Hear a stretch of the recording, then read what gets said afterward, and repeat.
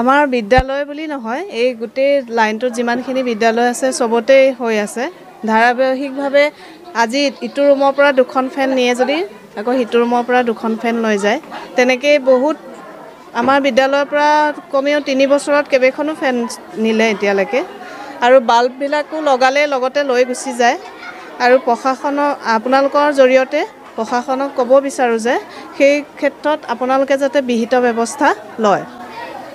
আৰু এতিয়া চাওকচোন, গৰমততো আমি থাকিব নোৱাৰোঁ। সকলোৱে গম পায় গৰম কিমান বাঢ়িছে।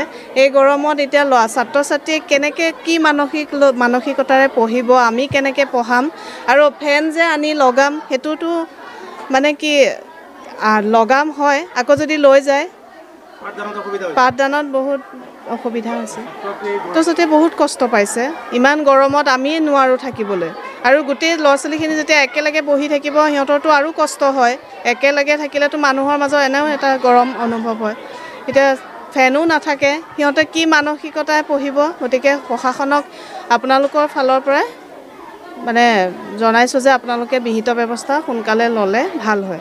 এই প্ৰায় বিগত দিনৰ পৰা আমাৰ এৰিয়াৰ প্ৰায় 8-9খন স্কুলত ফেন চুৰি হৈ আছে, আৰু যাৰ কাৰণে আমাৰ শিক্ষা দীক্ষাত বৰ কষ্ট পাইছোঁ। ল'ৰা ছোৱালী গৰমত মানে শিক্ষা নিদিওঁতে বিৰাট কষ্ট হৈ আছে।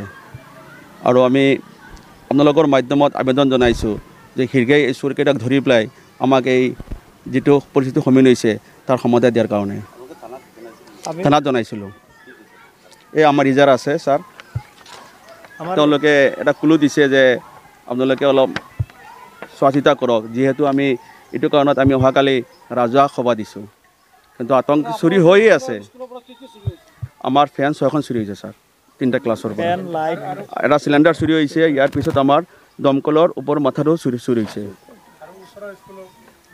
ওচৰে পাঁজৰে যিখিনি স্কুল আছে, বিদ্যালয় আছে, গোটেইখিনি বিদ্যালয়ৰ ঠিক আমাৰ যেনেদৰে ফেন লাইট ইত্যাদি চুৰ কৰি নিয়া হৈছে, ঠিক তেনেধৰণে আমাৰ ওচৰে পাঁজৰে থকা LP স্কুল বা ME স্কুল বা হাই স্কুল সকলোৰে তেনে চুৰৰ আতংক হৈছে আৰু সকলো ফেন লৈ গৈছে।